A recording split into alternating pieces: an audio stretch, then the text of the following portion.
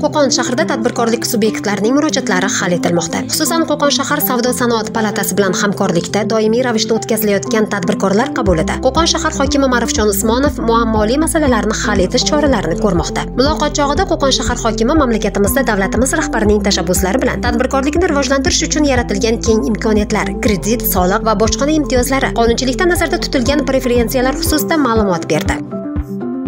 Hozir hokim janoblariga ijara masalasida murojaat qilgandik.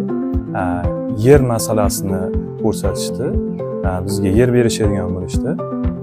20 so'tga yer ajratishadigan bo'lishdi. Xudo xolasa mana shu kunlarda ajratib tasdiqlatib beramiz deyishdi. Biz unda etiketka ishlab chiqarmoqchimiz. Artrit korxonasidamiz. Etiketka ishlab chiqaramiz. Bir sloyli korobka ishlab chiqaramiz.